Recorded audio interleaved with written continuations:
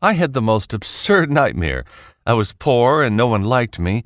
I lost my job, I'd lost my house, Penelope hated me, and it was all because of this terrible man, Lou Diamond. Today on Thrive Loud with Lou Diamond. Okay, so the first vowel in the first name is your communication style, how you learn, what kind of gifts you like, how you show your love. It's just all kinds of things there's landing in that first vowel. And then we move to the first letter of the first name, and that is your first impression that you make on people. You don't need to play it safe. This was spectacular. And I'm going to be really honest, so I hope you don't mind. Yeah, that's what we want. And there will be bumps in the road. There will be twists and turns. You needed moxie on the floor and volume. It's the results and the connections and the improvement and the impact we have on other people's life. And that's when life becomes exciting. Who do you turn to personally to get back on the thriving track? I was really interested in how the world works. Thanks for the great introduction. It was really very simple. I just read part of your bio. Be brief, be bright, be gone.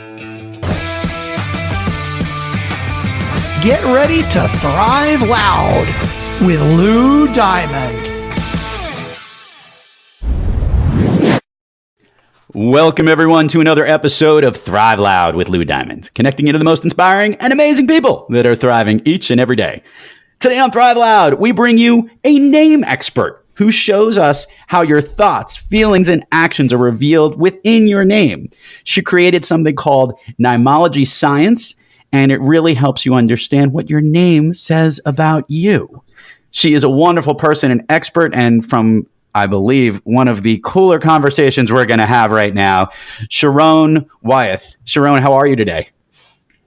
Doing well. I'm so pleased to be here with you, Lou. We have all types of guests on Thrive Loud, and I have received interesting feedback that we'll have people who are thought leaders and business leaders and entrepreneurs and speakers and people who focus on some very interesting topics. And we were introduced through some pretty powerful connections. And when I heard about this, I said, I am very curious. And when my curiosity peaks, I want the Thrive Loud community to experience some of that curiosity as well. So Sharón, if you could, can you take us on a little bit of a journey, a little bit of your career and how you got into the work that you're doing, and I will interject accordingly. Sound like a plan? Sounds like a plan. Awesome. Okay, so I had 40 years in education, and 11 of them were in administration. I've been a principal, I've been in central office, whatever, but the greatest part was the 29 years in teaching.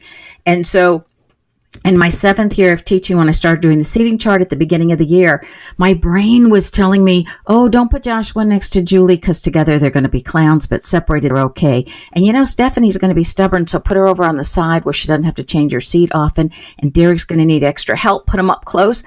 And it didn't even dawn on me till I was doing my 4th class that all I had was the listed names of the kids I was going to be teaching that year. I hadn't met them yet, but my brain was acting as if he already knew it. You know, and knew all the children, just like when I do know the children, how I do a seating chart. So curiosity got the best of me. And I went back and I wrote down my impression of all 150 students that I would be teaching that year by their name. And then I put it away for winter break because I wanted to get to know the kids for who they were. When I looked at it at winter break, I went, OMG, is this accurate? So how do I make what is unconscious conscious? So I have to say I'm a math major and I have my master's degree. So my brain is so thoroughly trained in patterns. And so that's what I did. It took me 15 years. And then to thoroughly get all the patterns out, then I went and tested it. I took 3 years off of work and I went and tested it in over 70 countries and presented in 49 of our states also. And saw its accuracy. Everybody said, where can we get more information? And so then it took me 2.5 years, because now I was working again, to get the book out. And it become a regular bestseller all on its own. I call it an authentic bestseller with no gimmicks. And so that's the exciting news. And since then, I've done a second book from the soul's perspective instead of the personality. And then I'm working on one now that'll come out in just a few months, and that's on what's your potential health challenges based on your name. Okay. So now I'm going to play a little bit of devil's advocate here. Okay. So great. In the truth and understanding what is in a name, help the Thrive Loud fans and listeners understand exactly what you're looking at when you examine a name. Okay, so the first vowel in the first name is your communication style, how you learn, what kind of gifts you like, how you show your love. It's just all kinds of things there's landing in that first vowel. And then we move to the first letter of the first name, and that is your first impression that you make on people. Like yours is an L, and anyone who starts with an L, as long as it's not followed by an A, everyone who starts with that L has a lot of self-confidence. And so we always see that, and that's our first impression of somebody. And then the last letter in the first name always gives us our lasting impression and the first thing we talk about behind somebody's back. And yours, Lou, would be that you got a great sense of humor and that you're a lot of fun to be around. Okay. And then we go to first name is the essence of who we are. And then we have the middle letters, and those are all the subtleties that you have to really get to know somebody before you would know about them. All right. So now here comes the not the zinger, but the question that obviously stemmed from this. Whether I would love to think I had something to do with it or not, I had nothing to do with the name that was given to me at birth. It was given to me by my parents. I was named after my father's father, my grandfather. So this name was given to me by my parents. And obviously they had this name picked out even before I came out of the womb. So I guess the question is, how does the name itself relate to the characters? What is the difference, I guess, in this analysis? Are these learned because this is your name behaviors of how you are in this earth? Or has it been a predetermined set of something that happened beforehand? Both. So when there were not so many religions on the planet, the majority of the ancient religions all believed that the incoming soul impresses upon the one that's going to be naming it what it wants to be called. So if that's true, we name ourselves. And I've heard thousands of stories now around the world where the parents will say, well, this name came to me, or how I got this name. And it is like it just all of a sudden it's like they knew this is the name. Then we have a science called cymatics. It's cymatics. And in that science, it says that sounds literally can change our DNA. And what sound do you identify with the most, if not your name? Because when somebody says, who are you? You answer with your name, Lou, as if that says it all. And it does if you know Neimology Science.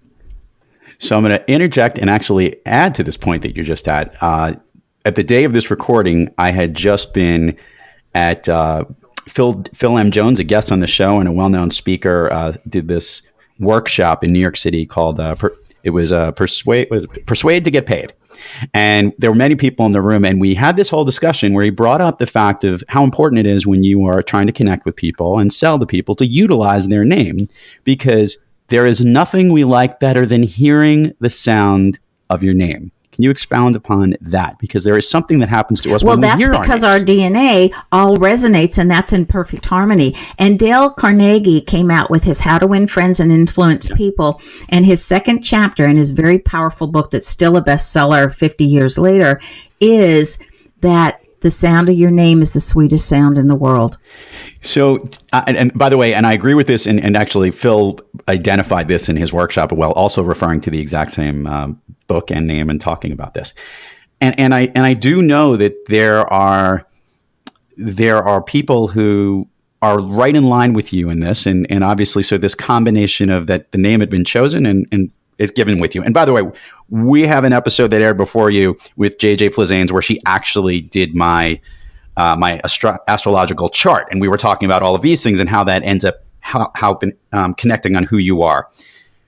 It all kind of comes together, and I know I'm trying not to be woo-wooey because you're being concrete with this. So I'm going to ask the question that I know that you must have received. How much pushback did you get? And maybe more importantly, I imagine not everything fits in so neatly that everything's exactly the same. There has to be some kind of exceptions. Can you talk about that? Okay, so when I was traveling around the world, I found that this system works as long as they're using our alphabetic system. However, there are certain things like in English, when two vowels go walking, the first one does the talking. But in the Germanic languages, when two vowels go walking, the second one does the talking. So you have to switch whatever the combo says for IE, then you've got to switch it to an EI, whatever that says, if you're doing a Germanic name. And I have a whole chapter of what I call the what ifs, that everybody asked me questions like when I was traveling around and speaking.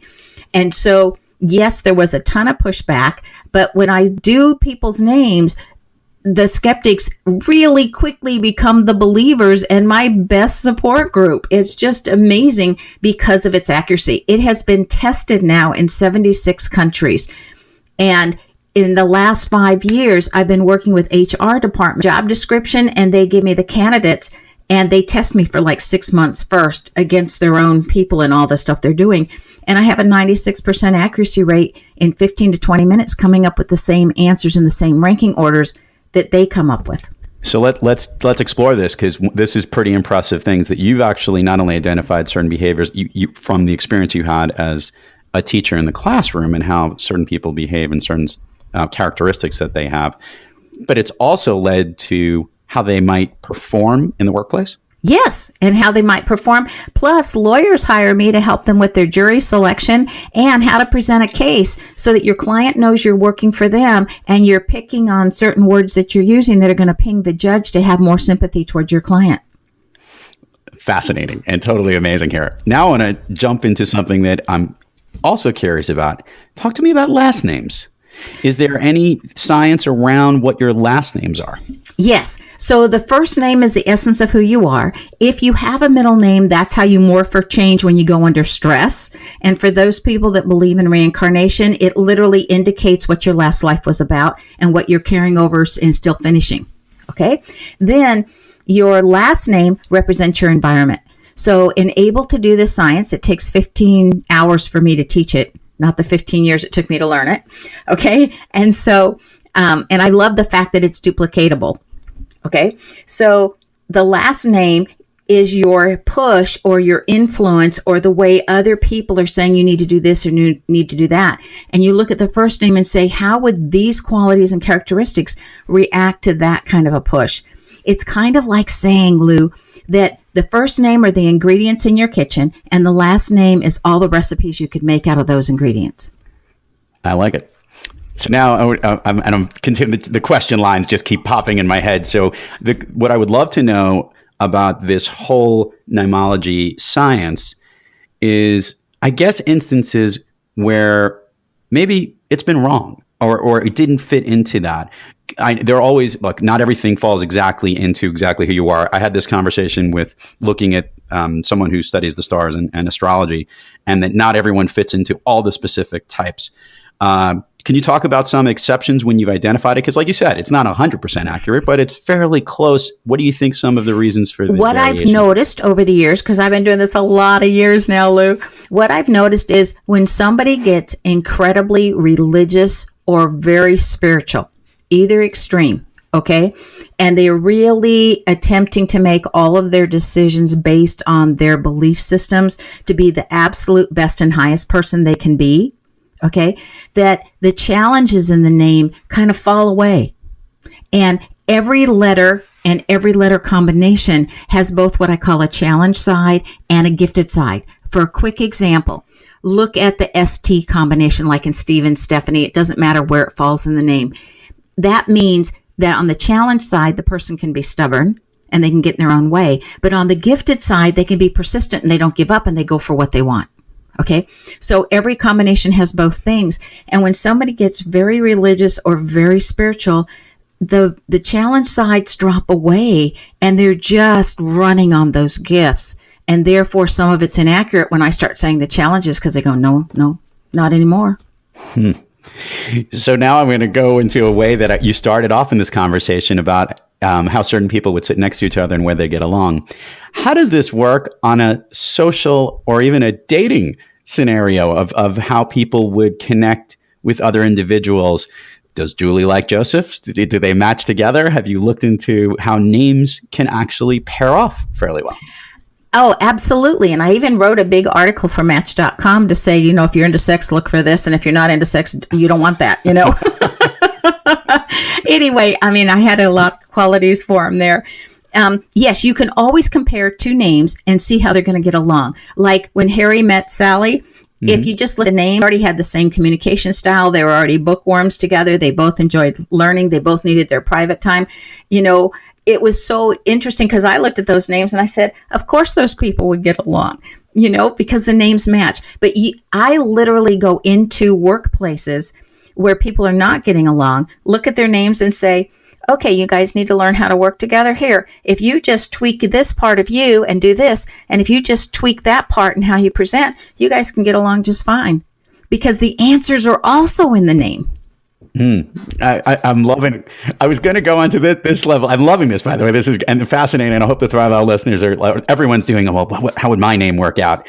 And we'll get to all the places that I know, because on your website, you actually do a really good job of explaining that. But I was going to jump into this. Can we talk about other languages and other cultures that obviously are not in the same naming sense? I know in Asia, their names are actually different in that usually it's like last name first, and then the given name is thereafter.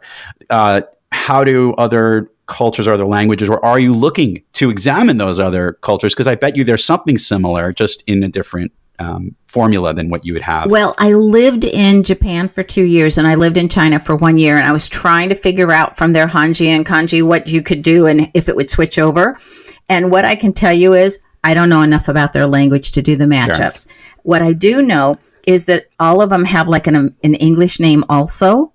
And so if you're looking at their English translated name, only the main qualities carry over, none of the subtleties. Excellent.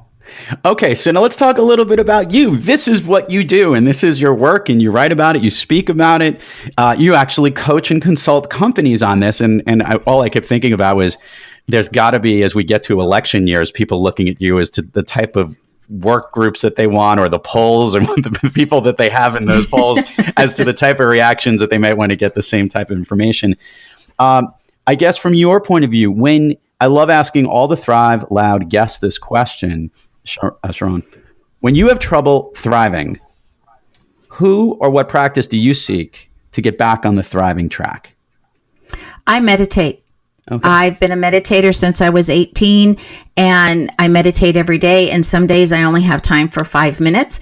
My goal is 40 minutes a day, but sometimes, hey, that day doesn't allow it. And so when I'm stuck, or when I'm thinking, oh my gosh, there's more walls than doors, I sit down and I think I haven't been meditating enough, or maybe my mind's been too busy. Even though I think I'm meditating, it's time to really sit and get quiet and let the universe guide me. Great. And I love, we've had so many guests on the show who seek some form of meditation, and some people are really, really devout to it. I've gotten to 8 minutes. I'm trying to get past it. I keep having trouble getting past that part. Well, Ram Dass wrote the most interesting book. It's literally 365 different ways to meditate. And half of them are when you're sitting still, and half of them are when you're active, because some people can't sit still. When I started, I could not sit still for 3 or 4 minutes. My body would start moving, jumping, whatever. I was dancing 3.5 hours a day. And I was like, what, you want this body to be still? It doesn't happen. And so the fact that I can now sit still all the time, and I can calm, and the body and the mind actually goes quiet, is just, to me, absolutely a miracle of meditation. That's a gift. That's great. One last point I was curious about. There are people in this world that change their names. And not necessarily sure for the reason why they or they, instead of going with their first name, they get called by their middle name and stuff like that. How do you incorporate Neimology into that type of adaptation? Or maybe it's behind the reason why they might want to change it. Okay, so your birth name, whatever's legal of your name. So if you change your name legally, that really helps. But instead of just a nickname. But anyway, whatever is your birth name, that is literally your blueprint for this lifetime. It gives you the 7 challenges and things you came to learn. It gives you what gifts you came to share. It lets you know how you're even going to go about things. So sometimes we go about something and we go, oh, that doesn't work so well. Maybe I need to change that. And so if we're changing our name, if we're changing the last name, we're changing the type of people that we bring to us because we're changing our environment. If we change our first or middle name, we're saying how I go about learning my lessons I want to do differently. So let me put that in perspective for you, Lou. It's like saying, I'm here and on my blueprint, I have to get from LA to New York. That's my goal. So I start off walking. And then I think, well, I'm never going to make it. I can't do it this way. I need something better. So I change my name. So I'm changing my focus or my methodology. And I'm saying, oh, great. Now I can take a bus. And then maybe later on, I think, you know what? There's a train. Oh, wait, there's a plane. So I can choose how I want to go about, but my goal remains the same. I like it. And now I was going to go through the question beforehand here, and before we get to the plugs, your own name. And I want to specifically highlight the fact that you are Sharón, not Sharon. So was that how you were born, as the name Sharón? And what is in your name, Sharón Wyeth? Okay, so my mom named me, and then I never liked my name. She called me Sharon, and she will say that I didn't talk until I could say a sentence. And the first sentence that she ever heard me say was, "You got my name wrong." And I refused to be called Sharon.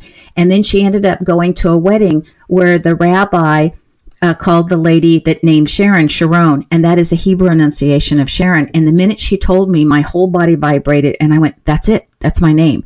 Because I literally wouldn't let them call me anything. I hated the name Sharon for me. And so the answer is yes. And I thought it was wonderful that my mom remembered I had such a hard time with this name and found out the pronunciation that resonated with me. So what my name means is that I have a tendency to be a workaholic. I'm anal retentive to the details. The minutia I can just throw out all day long until everybody's eyes are crossed. Freedom is the most important thing for me. And that what's really important is honesty. Oh, well, that's great. And from the little bit I've gotten to know with you, that's pretty spot on for what you're all about.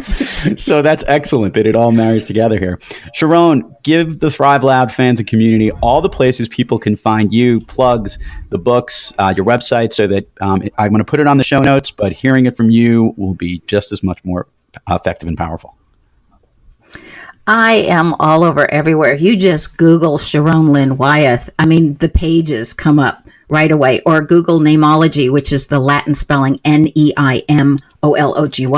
It comes up everywhere. But the website is knowthename, .com. So if you're traveling when you're hearing this and something and you're not where you can write it down, you just say, oh, I need to remember that name. I need to know the name. And you can go, oh yeah, that was it. knowthename.com. So that's the easiest way. And then I'm on LinkedIn underneath my name. I'm on Facebook, my group, under Neimology. So it's facebook.com/Neimology. I'm on Quora. That is a coolest website where you could Quora, where you can write in questions and you can pick who you want to answer. And I've answered like 2,000 questions on there. I love that website. And then I'm on Twitter under Name Meanings. I have two websites, knowthename.com, and that's really the business and all the recordings, and you'll go up there, and that one's kind of fun and very business oriented. And then I have Best Name Meanings, and that website is 70 pages of information if you just can't get enough. This is great stuff. Sharón Wyeth, we chatted about this before we started recording. Your all-time favorite movie?